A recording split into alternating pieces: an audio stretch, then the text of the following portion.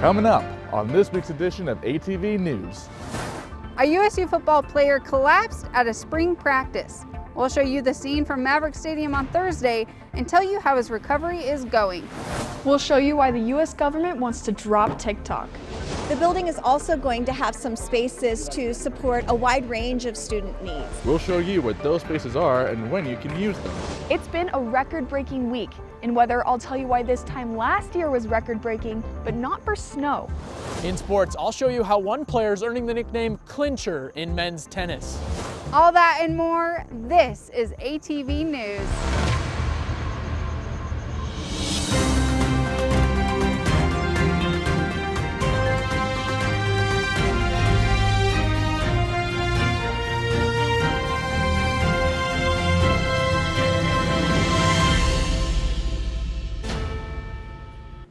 This was the scene at Maverick Stadium after a USU football player collapsed during practice Thursday.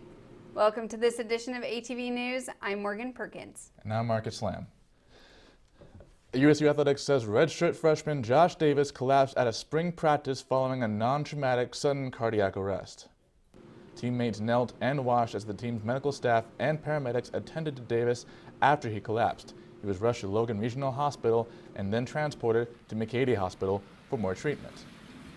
USU football posted an update on their Instagram page saying Davis has been taken off life-sustaining medical devices and is breathing on his own. The weather in Cache Valley is still cold and stormy. Friday's storm broke Utah's 41-year snowpack record. Logan got pounded with snow on Friday. Right now, Utah has an average of 26.7 inches of snowpack. The record was first set in 1981 at 26 inches. What does this mean for Utah's drought? The most important takeaway is just that this doesn't get us out of the woods, and this is not the new normal. And so snowpack is declining in the West. It's been declining for about 70 years. We're gonna have anomalous big years. We should make the best use of those we can. Hoteling says now is the best time to start conserving water since we have extra water to save, but to also be aware of possible flooding if the weather warms up too quickly. We're still seeing that snow on the ground. Claire Scott from Weather joined us live outside the Ag Science building. Claire? Well, it's sunny out right now, but there is some leftover snow, like you said, from our weekend storm. Like you heard earlier, Utah has reached a new record snowpack this year, which is a stark contrast to the record that was made last year. In March of 2022, temperatures in Cache Valley hit record highs 3 days in a row. The high on 26 was 71 degrees last year compared to 28 degrees this year. The high yesterday was 34 degrees and it was 73 degrees in 2022. And today we're looking at a high of 40 degrees compared to last year's 76 degrees. Now, Marcus, it's looking pretty warm out here with the sun shining, but with the high temperatures we saw last year, it must have looked very different outside. Yes, that's right, Claire. For more weather coverage, we have Morgan right in the studio. This is the view from my farm a year ago, almost to this exact week. In the 2022 footage, you can see there's just a little bit of snow on the ground over here. And at this point, the snow was melting and temperatures were higher. Today, a year ago, it was 76 degrees. Now, when you look at the 2023 footage, there is snow covering the ground at a much lower temperature of 40 degrees. All this snow isn't stopping Utah State from following through on its construction projects. Lactation rooms, meditation spaces, and indoor bike storage. Anna Johnson shows you the Mehdi Haravi Global Teaching and Learning Center's plans to make these spaces available for you. The Golden Shovel groundbreaking with community and religious leaders and the building's benefactor is typical, but the building isn't. It's going to be a really good thing for promoting more intercultural space here on campus. These are going to be places where students are going to study and practice their specific languages. The center will house all 8 language programs at USU and go beyond the classroom. We know how hard it is for people to focus on learning when their basic needs aren't being met. Walton says the center will have resources like fridges, microwaves, and reflection rooms for students to use while they're on campus. Those spaces can help make the building a real hub hub for connection among students on campus. I think just the representation of languages, of diversity, of cultural interaction and humility, that's what this building will do. It's about time that we would teach the values of peace versus the destruction, the misery, the death, the disability. Well, we'll teach. Ravi says he felt a responsibility to give back to USU. It's very beautiful, that obligation of love. Anna Johnson, ATV News. Construction for the center is closing at Champ Drive south of Old Main. It's affecting more than future students. Current campus residents and those who used to park in the purple lot say the Champ Drive closure is a real hassle. The road is closed so construction crews can put down utility lines for the new building since the construction is underway in a former parking lot. It is forcing about 95 people who parked here to park in the Aggie Terrace. I understand that they have to close it. It just kind of sucks that we couldn't have done it like maybe during the summer when there aren't people here. It's like, I don't want to say inconsiderate because that feels a little dramatic because we do have that one exit, but it's definitely a little bit of a bummer because it just makes everything a lot harder and like a lot more congested. Aggie Terrace has 2 entrances and exits, but the Champ Drive closure is pushing everyone to use the one at the bottom. Those who still park in the former purple lot have to drive through Aggie Terrace to access their parking because congestion and through traffic in parking garage. Sorry about the technical difficulties, folks. The Director of Parking and Transportation says to be extra cautious when driving in Aggie Terrace and says the road will be open before the fall 23 semester starts. TikTok is banned on federal government devices and in over half of the state governments, including Utah. And that is only the beginning. Claire Scott shows us how over 150 million TikTok users in the U.S. may soon lose access to the app. March Madness? Colin Martinez says he enjoys using TikTok, but not as much as he used to. Just knowing what it knows about me and what it knows about everybody else, it's just not really a good idea, I think. You don't know if that data can end up in the hands of the Chinese government. Martinez is not the only one concerned. In November of last year, Governor Cox issued an executive order banning TikTok from state-owned devices, saying it poses national security concerns, including the possibility that the Chinese government uses TikTok to control data collection, influence TikTok's recommendation algorithm, or compromise personal devices. And now the White House is considering banning TikTok nationwide. Some people just want to outright ban it because there's any kind of connection to China.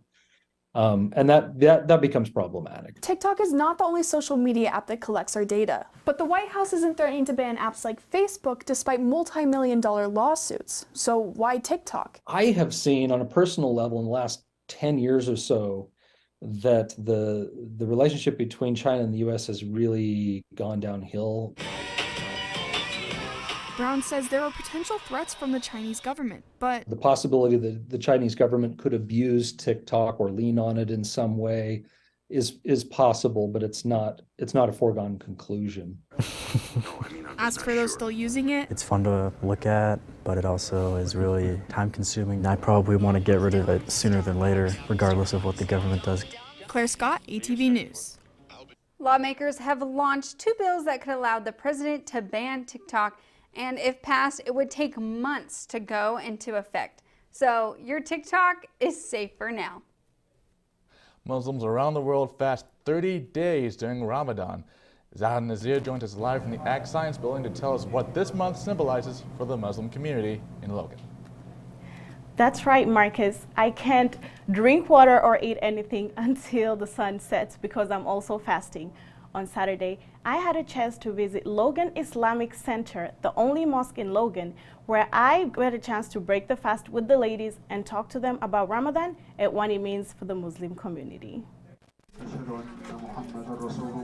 While the Imam performs the call to prayer, these ladies prepared the food for breaking their fast. They say Ramadan is not only about fasting, but also about spreading kindness. It's also about helping poor people. It's about making prayers for others, be a better human, better person. This food is the first thing these ladies are eating today. They have been fasting till sundown and can now break their fast. Their children say they enjoy Ramadan because they get to spend time with each other. I like to spend Ramadan with everyone because we play and we eat food and all of the friends come. In addition to fasting, getting closer to God, and reading the Holy Quran, Muslims also observe a special night prayer called Taraweeh. Across the Arab world, this prayer exactly, it has its own charm. It is happening only in Ramadan. The Taraweeh prayer is observed every night of Ramadan, and Muslims are encouraged to join and observe it together at the mosque. The ladies here say the mosque is like a second home for them. We all of us like a family. When somebody come in new here, everybody say salam to him, give him hug, and bring food if he need any help. Everybody he can help him. Aya says there will be food every Saturday at the mosque during Ramadan, and everyone is welcome to join the feast. Reporting to you live from the Ag Science Building, Zahar Nasir, ATV News. Back to you at the desk, Marcus. Thanks, Zara. Your food and your clothes and even your car. People in agriculture say you have them to thank for all of those. I went to a conference where women were trying to get that message out. This group of women farmers and ranchers are not out in the field today. They're learning to advocate for what they do. Our big goal was to involve all Farm Bureau women of every age and show that they each have a place promoting agriculture. Utah Farm Bureau's Women's Committee holds a conference every year around National Ag Week that focuses on how can we teach, how can we help? We had speakers on advocacy. It's a really cool side of agriculture that people don't really know about. And they're here to fix that. Agriculture is 2% of the U.S. population, and someone has to advocate for us, and that ends up being ourselves. During National Ag Week, people in the industry fill social media, posting facts and sharing stories. But some Utah farmers and ranchers were just trying to keep all of our livestock alive this year. It's been a challenge. This little baby was born less than 36 hours ago in harsh weather and cold conditions. Without farmers, there's no way that this baby would have survived. Livestock depend on us because they can't feed themselves. You don't get a day off. You work 365 days a year. And yet, agriculture is something that affects each person every single day, no matter who you are. If you eat food throughout the day, you are affected by agriculture. It's just a good way of life. It teaches you to work and be responsible. Farming and ranching, once you get it in your veins, it runs there. And it looks like it's running through the veins of the women here. Guess what? We all have a connection that way. And I don't think there's many things in the world that there's that much connection. The Utah Farm Bureau's Women's Committee puts on farm field days for elementary students across Utah. You may have been to one. Have any of you been to a farm field day? I actually have. I went to a cattle farm in elementary, and it was pretty fun, but I couldn't get over the smell. Yeah, I've never been to a farm field day in elementary school. I didn't have the opportunity, but my grandparents have a farm up in Idaho, and I've been able to help out there too. I love the quietness, with no hustle and bustle, and the horses are pretty cool too. Yeah, growing up on a farm is really the best life. And coming up. We did have a little bit of a weather delay getting here, so we did postpone it to this afternoon. We'll show you why a helicopter was on the quad. We'll tell you how many soda shops there are in Cache County and why they're so popular. These students are enjoying the sun while they still can. I'll tell you how much longer that is in weather. The current temperature is 40 degrees. So how much longer do you think we're going to be studying for? Probably another hour or so. Okay.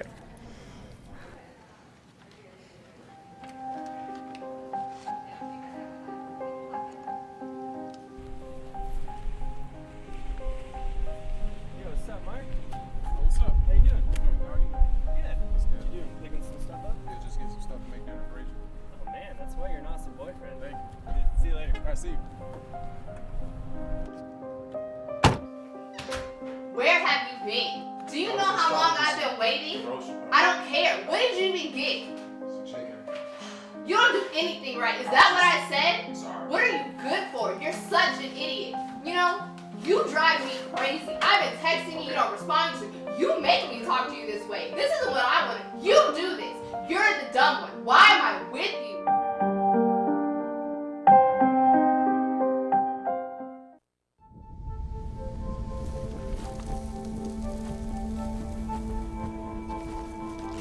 Eva Marie smoked 12,000 packs of cigarettes over 15 years.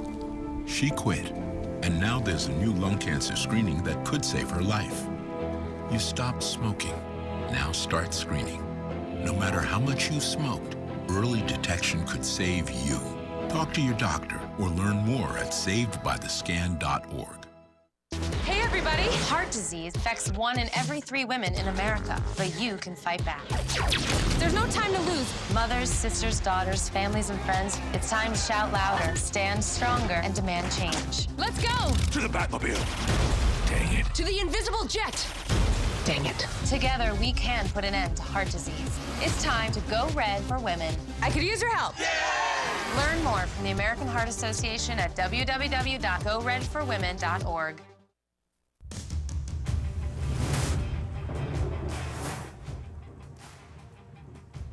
Looking at our national radar, we have some storms on the coast, and I want you to look at these southern storms over here. Now, the National Weather Service has issued a special marine warning for this area due to potentially hazardous marine weather conditions, and that is because these southern states, and especially Florida, are experiencing thunderstorms right now, which explains the warning, but it will soon go out. It will soon not be in effect anymore. Going into our west coast, we have storms in our west coast that are leading to Utah, and we can see that in our state radar.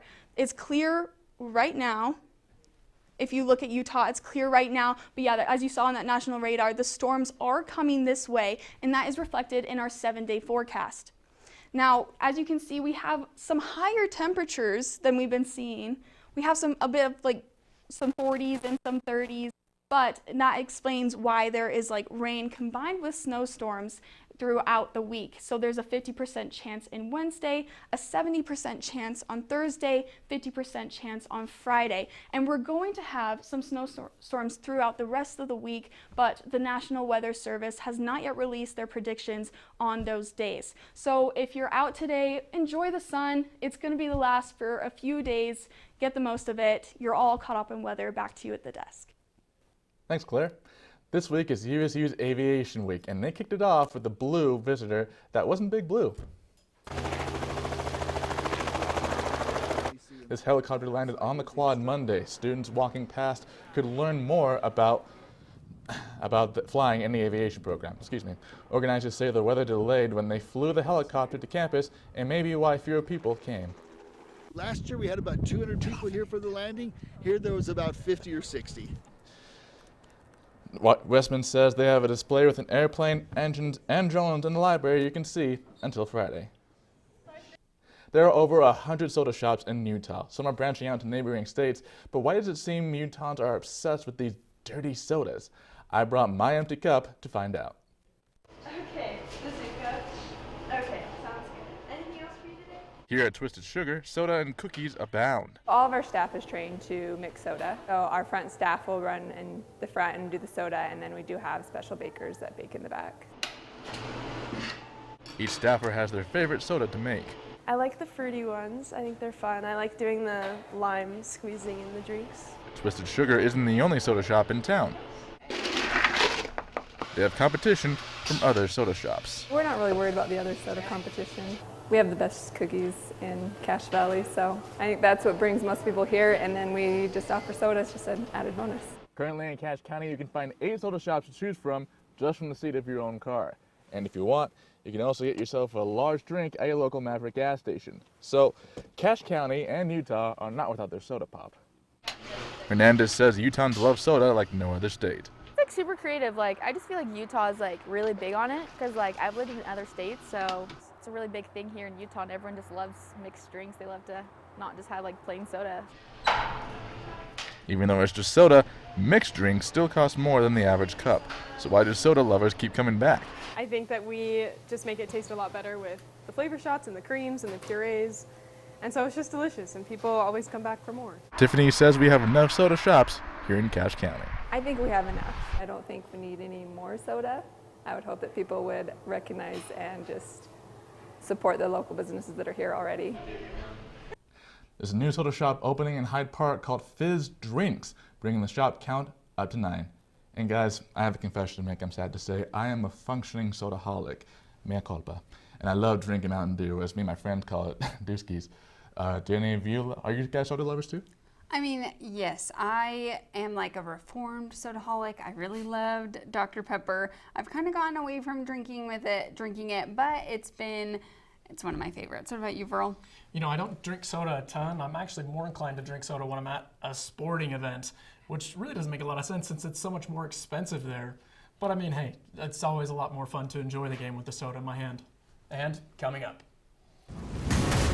It's not easy to win 7-0. It's not easy to do at this level.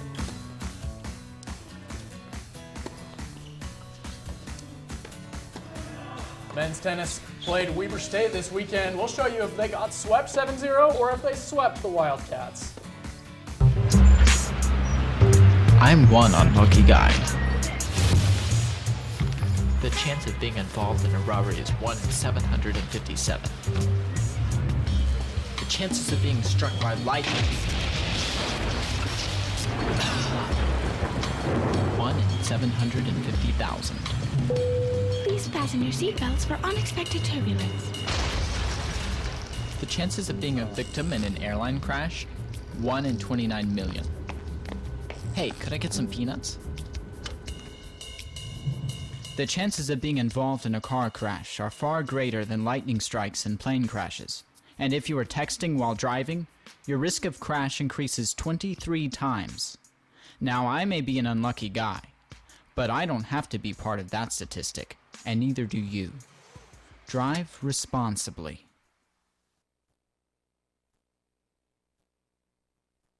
The Surplus Store. Someone's trash is about to be my treasure. We have cords and cables here. We have bags full of towels and sheets. Do you want this fold-up mattress? Because we don't. We got keyboards, paint cans, whatever this is, typewriters, computer monitors. It's destiny on the line, and we want you at Surplus. Products are not guaranteed to work. All sales are final. This commercial is not endorsed by Utah State.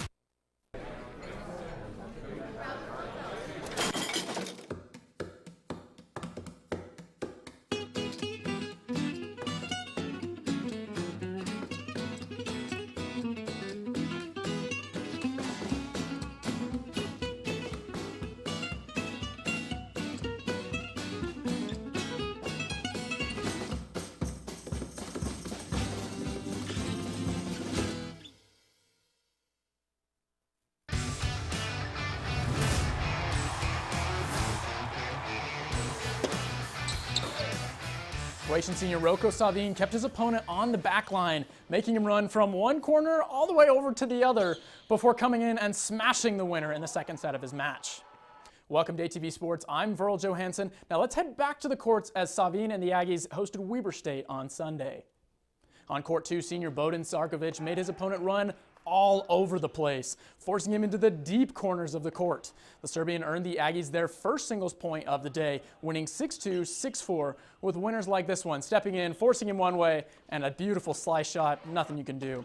After winning the first set 7-5, junior Sten Pardew-Cooper charged the net for an easy slice before forcing an error to win the game. The Netherlands International won his match, putting the Aggies up 3-0. Roko Savin mishit this shot as the Croatian senior looked to clinch the win for the Aggies. After switching sides, the Zagreb native used his power to keep his opponent deep behind the baseline before slamming this shot into the far corner. Savin earned his 5th clinch of the season when he pulled a similar move at match point, pushing his opponent from one corner to the other before charging the net and destroying this winner to close out the Wildcats. Swiss senior Javier Ruiz cruised to a 6-2, 6-0 victory using his powerful forehand to smash home winners like that one right there, giving the Aggies a dominant 7-0 win over the Wildcats. I caught up with head coach Aaron Pynan after the match as the team gets ready for conference play.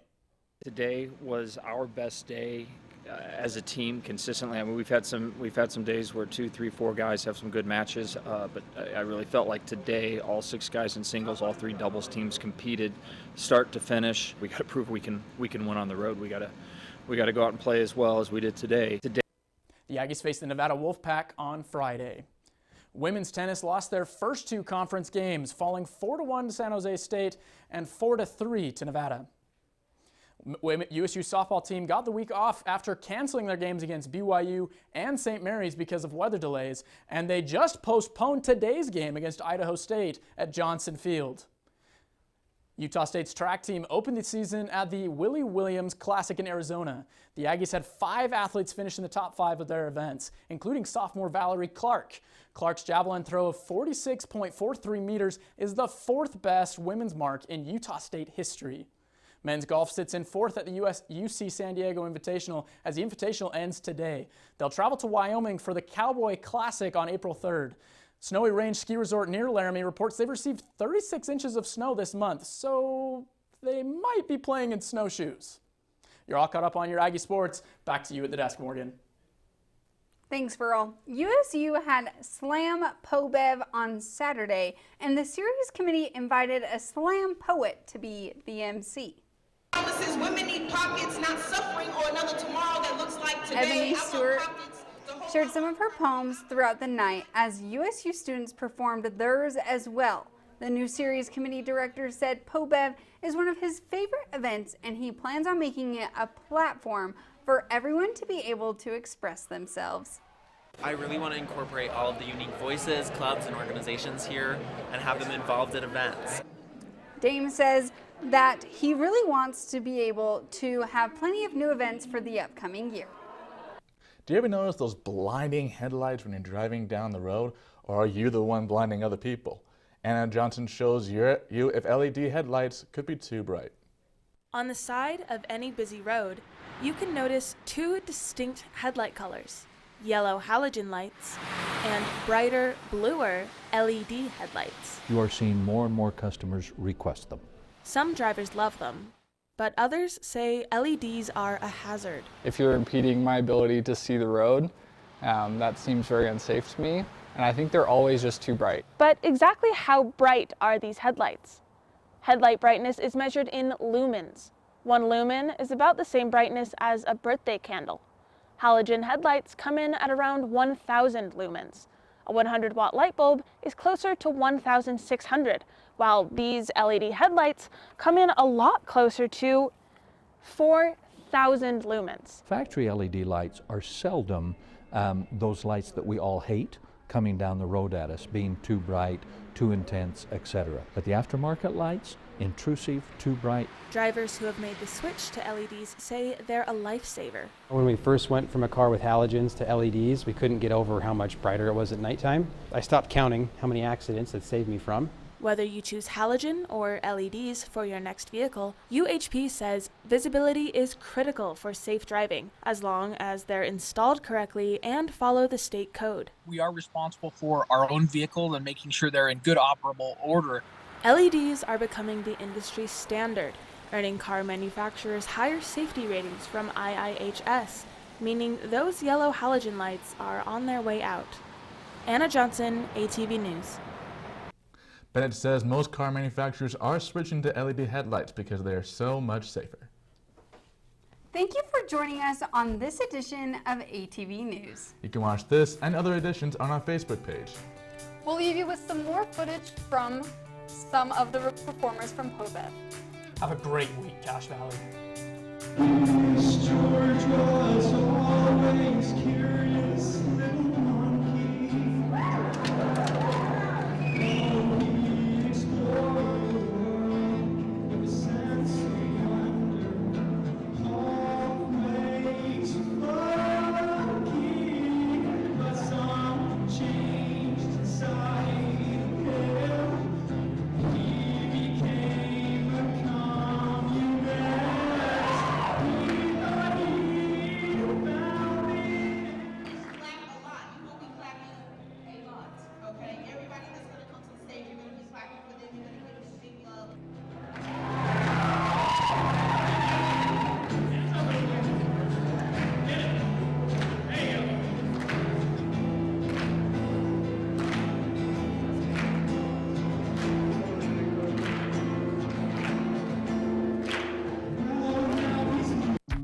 People think I'm trash, but they're wrong. Today I'm just an aluminum can, but one day I could be a stadium.